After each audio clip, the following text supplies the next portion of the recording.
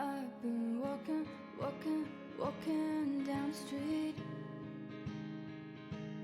Kalau bapak-bapak ibu memerlukan pertanyaan, jawaban, atau konsultasi nanya jatah dokter ini di mana sih, siapa sih, bisa. Jadi nggak usah ke saya, ya, nggak usah ke saya. Jadi rumah sakit Primaya ada 3. Jadi ada AM-nya seperti saya ini, kan saya semua. Saya perkenalkan ya Pak ya. Kalau nanti bapak ibu yang akan menjalani pengobatan di Primaya Utara ada Mbak Dian Ekawati. Mbak Dian. Ini Mbak Dian yang cantik. Perkenalkan Pak, saya Dian Eka, XAM untuk rumah sakit di Primaya Utara. Jadi kalau Bapak Ibu ada yang baru pertama kali mau berobat ke sana, bisa menghubungi ke saya, atau nanti kontaknya bisa dengan minta sama Mbak Dwi ya Pak. Saya di grup Rolanisnya Bekasi juga ada Pak, nomor saya di situ. Ya, terima kasih. Statusnya jangan ditanya, yang 3 ini kita masih single. Kalau di kantor, kalau di sini single, di rumah ada cucu, ada anak ya Pak. Yang kedua mas kita yang ganteng, Mas Isro. Mas Isro ini memegang rumah sakit Primaya Timur. Di Primaya Timur ini di depan rumah sakit Mitra Utara, Mitra Bekasi Keluarga Timur. Di seberangnya di samping GTC ya. Itu ada. Di situ juga bisa ya. Mas Isro silakan perkenalkan.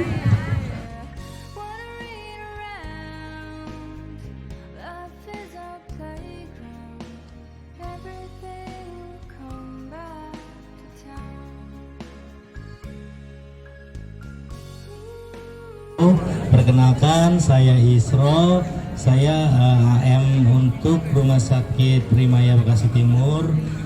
Sama kalau misalkan ada Bapak Ibu mau berobat, bisa boleh menghubungi saya atau enggak bisa konsultasi dengan dokter di Medika Mulia.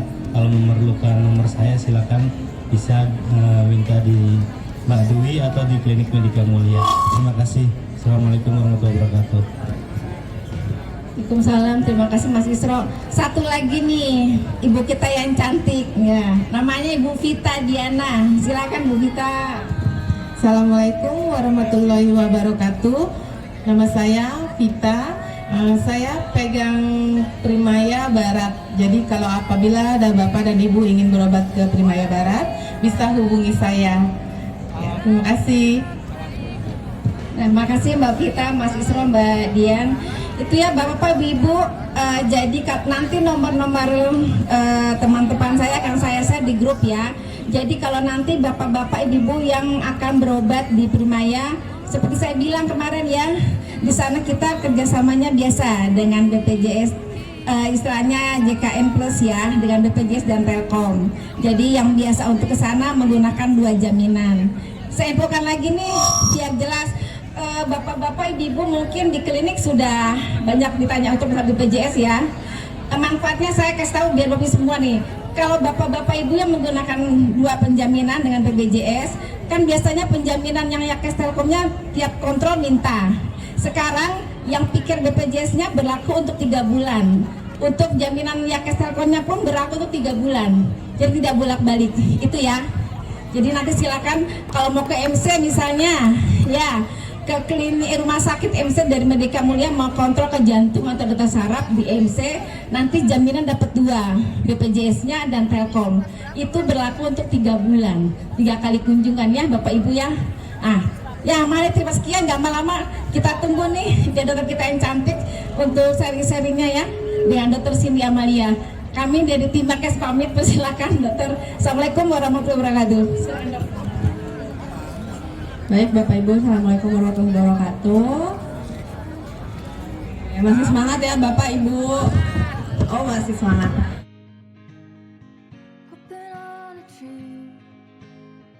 Hospital. Hari ini kita akan sharing-sharing aja sih. Aku kasih ini aja Bu, saran-saran sedikit ya. Jadi kan tadi tuh aku di sebelah sana tuh, tapi dengar tuh ibu-ibu sama bapak-bapak, ayo ini kapan periksanya, soalnya kakinya nggak kuat berdiri lama, sakit gitu, lututnya sakit gitu ya. Banyak ya ternyata Bapak Ibu yang emang lututnya sakit nih. Mungkin seiring bertambahnya usia memang itu hal yang sering terjadi. Tapi gimana sih caranya untuk mencegah nyeri lutut itu makin parah gitu ya? Ada yang tahu nggak Bapak Ibu gimana caranya? Betul Pak. Apa aja Pak? Jadi yang pertama harus kita lakuin sebenarnya menjaga berat badan ideal. Jadi kan kalau lutut itu kan dia sebagai weight bearing ya kita bilang, jadi dia sebagai penumpu berat badan gitu. Jadi kenapa sih kita harus jaga berat badan ideal? Karena lutut itu sebagai tumpuan gitu. Jadi harusnya memang berat badan kita ideal agar kerja lututnya nggak terlalu berat gitu. Yang pertama itu, yang kedua rajin olahraga. Kayak Bapak Ibu rutin nih olahraga gitu ya. Karena kenapa sih justru olahraga penting? Karena dia untuk menjaga fleksibilitas gitu. Jadi nggak udah terlatih gitu, kayak otot kita kan kalau kita olahraga semakin kuat. Sama seperti itu. Tapi apa aja sih syarat olahraganya? Nah, ini olahraganya biasanya olahraga yang tidak intensitasnya tinggi. Bisa kayak senam kayak gini gitu, bukan yang harus lari cepet gitu ya, atau yang terlalu ekstrim ngangkat beban gitu sih nggak disarankan. Memang olahraga yang intensitasnya rutin kayak gini. Dan apa aja sih harus dilakuin nih selama olahraga? Tadi sesuai sama yang Bapak Ibu udah lakuin. Jadi biasanya sebelum olahraga kita ada pemanasan dulu, habis itu ada pendinginan, tadi ada cek nadi juga, itu bagus ya, jadi udah sesuai gitu. Selanjutnya apa aja sih selain olahraga? Habis olahraga tentunya istirahatnya yang cukup. Nah, istirahat yang cukup ini juga akan memulihkan jaringan ikat kita, jaringan ikat yang ada di tubuh ya, terutama di lutut gitu. Terus makanan palingan ya Bapak Ibu. Jadi kalau misalnya mau menjaga lutut, menjaga kesehatan lutut ya bisa dengan menjaga pola makan juga, atau bisa dengan meningkatkan makanan-makanan yang mengandung vitamin D atau omega 3. Apa aja makanannya? Biasanya sih dari ikan-ikanan ya, ikan sarden, ikan salmon gitu ya Bapak Ibu, omega 3. Sama susu rendah lemak boleh juga gitu ya, boleh jadi tambahan deh gitu. Terus vitamin ya, biasanya sering ditanyain ada nggak sih dok vitaminnya gitu ya. Vitaminnya atau suplemen sebenarnya boleh aja diberikan, cuman memang lebih baik dengan konsultasi dulu ke dokter. Bisa kalau yang vitamin sendi lutut itu bisa pakai glukosamin gitu ya Bapak Ibu gitu. Jadi boleh kan banyak tuh di apotek atau di luaran vitamin yang memang dijual bebas yang isinya glukosamin. Sebenarnya sih boleh-boleh aja untuk menambah elastisitas dari si lutut gitu. Dan tapi kalau misalkan emang nyeri lututnya kok nggak berkurang ya, atau makin bertambah nih, udah jalanin semuanya, udah pakai suplemen, udah minum susu rendah lemak, udah makan makanan yang bergizi tapi belum berkurang juga, memang udah disarankan untuk konsul ke dokter gitu. Entah nanti dokternya boleh ke dokter penyakit dalam atau dokter spesialis ortopedi misalnya. Karena pada beberapa kasus memang ada yang udah minum obat nyeri juga bahkan, tapi nyerinya nggak berkurang-berkurang, akhirnya harus disuntik gitu, diinjeksi di bagian lututnya gitu. Nah itu banyak juga. Atau memang ternyata memang udah berkurang banget nih cairan sendinya. Jadi itu kan sendi itu ada sendi di lutut dan kaki ya Bapak Ibu, jadi ada batasannya kayak gini, tapi dia udah sempit banget, mungkin emang perlu tindakan operasi gitu. Nanti biasanya kalau memang keluhannya udah semakin bertambah, udah memang keadaannya nggak memungkinkan untuk dengan obat-obatan, ya bisa juga dilakukan operasi gitu. Tapi operasinya pun kalau untuk sekarang ini bukan, ya namanya operasi memang pasti akan ada kecemasan gitu ya, tapi operasi itu sekarang udah lebih santai gitu ya, udah lebih nyaman dilakuin, bukan operasi yang semenakutkan kayak dulu gitu ya. Jadi udah banyak alatnya, udah lebih canggih, penyembuhannya pun udah lebih bertahap. Nanti habis operasi biasanya akan ada untuk pos operasinya gitu. Ada yang mau ditanyain nggak Bapak Ibu tentang kesehatan lutut?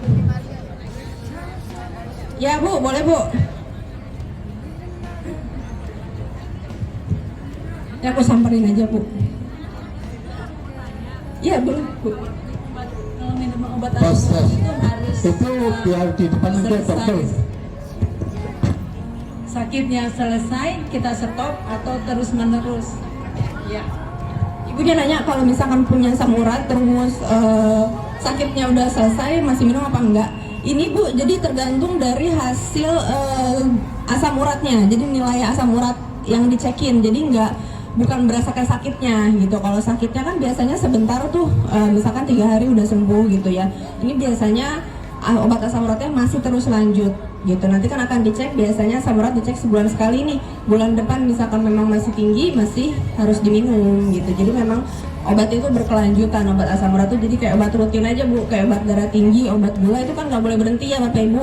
Jadi takutnya nanti gulanya udah bagus, jadi udah nggak minum obat gula lagi gitu. Takutnya kalau memang dicek tiap rutin sih gitu ya nggak apa-apa sebenarnya. Kalau memang bisa dengan pola hidup yang baik, kemudian asam urat atau gula darahnya udah terkontrol, boleh. Tapi kan kadang kita nggak selalu setiap minggu atau setiap bulan tuh ngecek gitu. Jadi kita merasa udah enakan nih, nggak ada keluhan, terus berhenti gitu ya, jangan juga gitu. Kecuali memang sudah rutin tanpa gula nih, tanpa obat udah bagus gitu ya, sebenarnya nanti konsul lagi ke dokter gitu.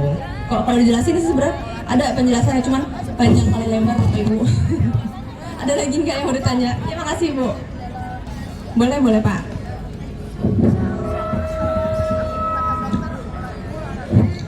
Tadi kan gini, Sini Pak, tanya sini aja Pak. Tuh nanti dokternya Pak akan menilai. Jadi obat suntikannya itu memang biasanya dua-duanya Pak, mengurangi rasa nyeri, dan ada juga yang kayak menambahkan cairan sendi gitu. Jadi kan cairan yang tadi tuh aku bilang berkurang tuh Pak seiring bertambahnya usia kita.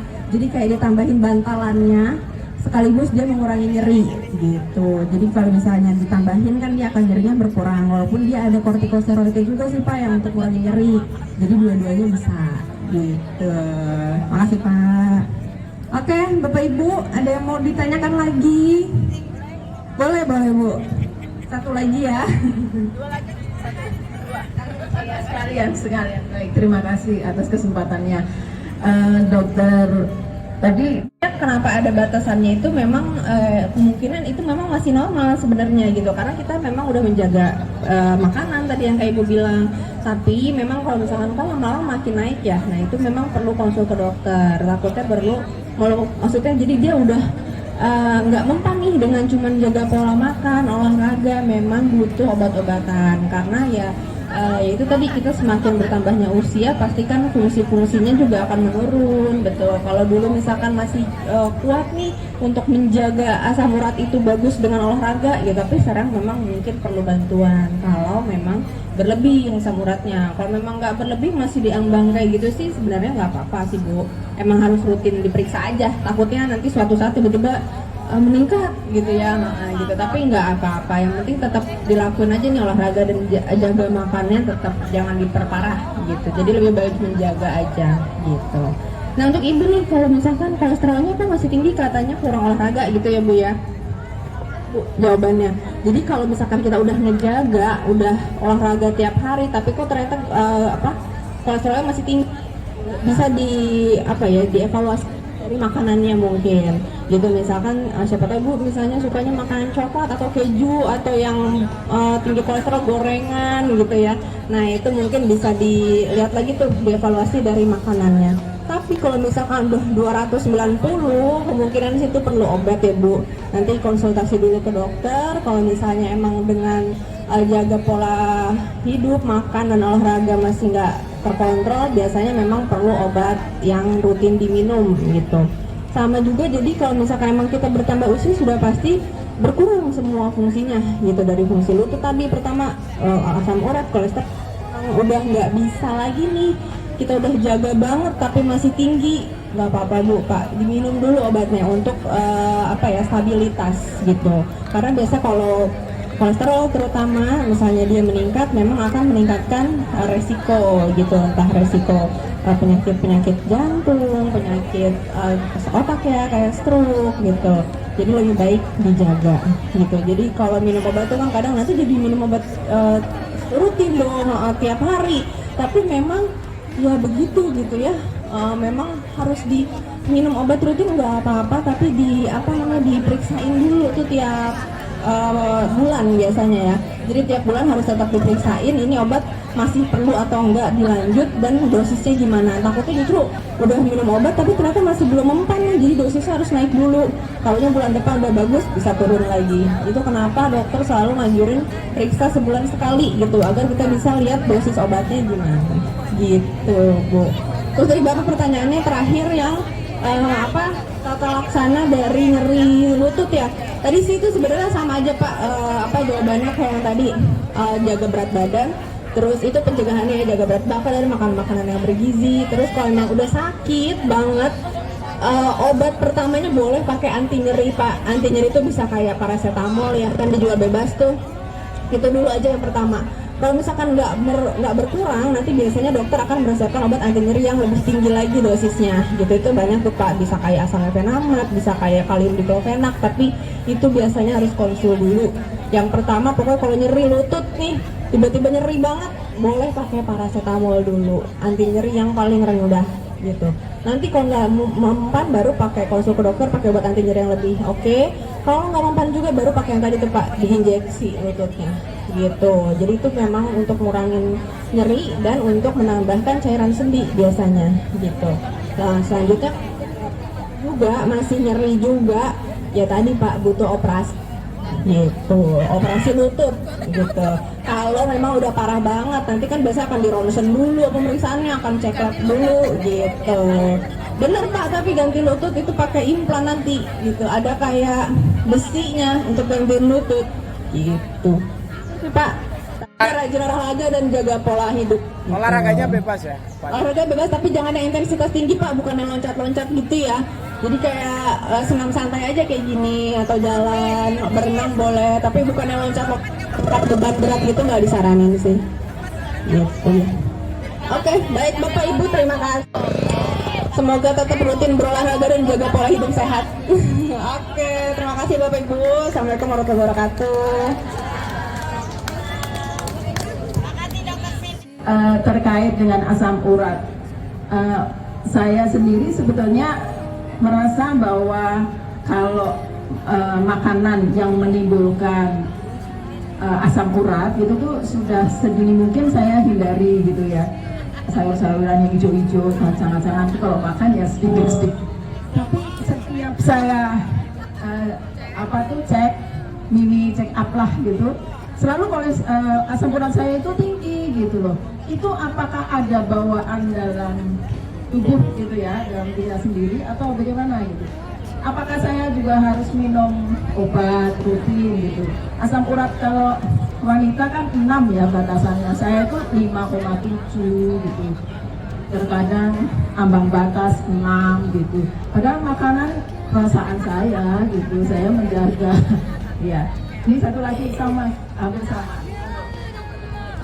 Biasanya kalau Mbak Ida asam urat, kalau saya kolesterol.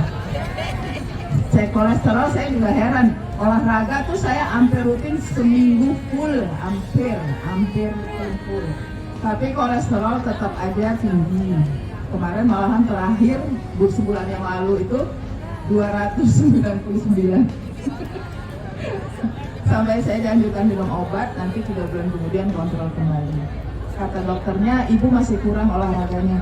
Saya bilang kayaknya saya udah full deh dok, seminggu olahraga gitu. Mungkin itu aja dok.